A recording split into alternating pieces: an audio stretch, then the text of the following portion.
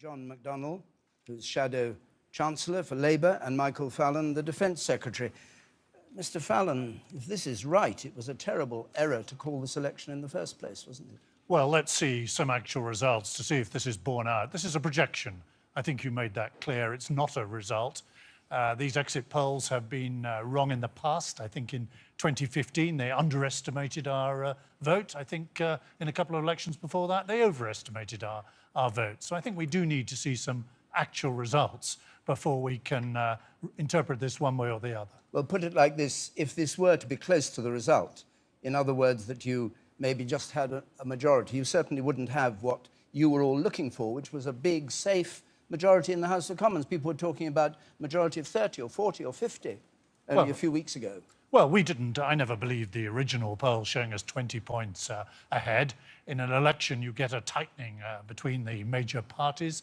That was clearly happening this time. But as I said, I think it's very early to start on the basis, of what is a projection before we've had a single actual result. Let's wait and see the seeds coming through. All right, John McDonnell, what about you? You're encouraged, obviously, by the prediction of 34.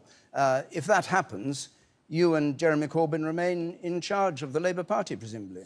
I'm going to surprise you. I'm going to agree with Michael for the first time possibly ever. But there you are. We have to have some scepticism about all polls at the moment. All right. We've got it wrong in the past in terms of polling. So I would agree. Let's see some results before we come to some. Okay. So what do you have to say about the election campaign from your point of view? We tried to have an extremely positive campaign. We modelled it around Jeremy's character.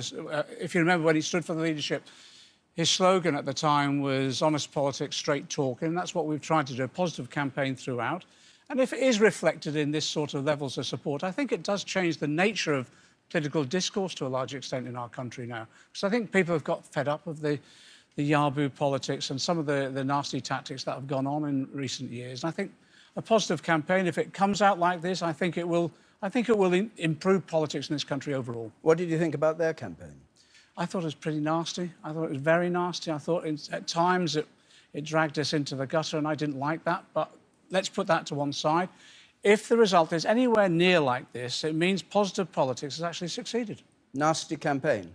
No, I don't agree with that. Our campaign focus was on leadership. You know what he's thinking of? I don't know what he's thinking of. No, I don't know what he's thinking of. What were you thinking of? Our campaign focus was on strong leadership. It was on getting the Brexit negotiations right.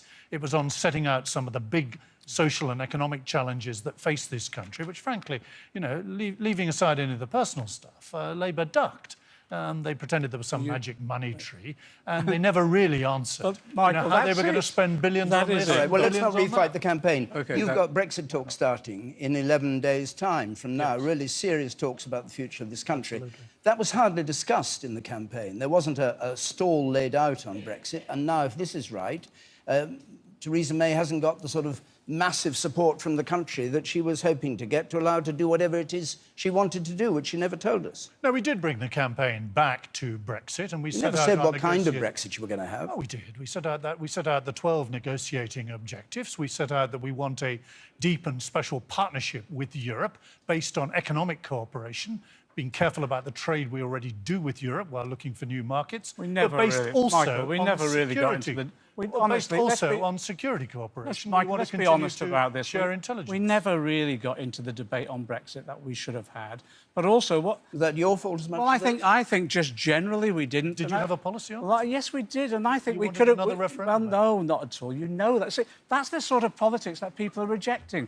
You've got to be straightforward and honest with people now, and you should not parody other parties' political positions. People are rejecting that now. And I think what was interesting is that Theresa May went with one question about Brexit to the electorate, and that was going to be the central question to of the whole election. And people said, well, actually, there are other issues we want to discuss. Okay. I remember the 1974 general election, if you remember, when the government then, Ted Heath, went to the country and said, with the question, who rules Britain? It was the miners' strike at the time.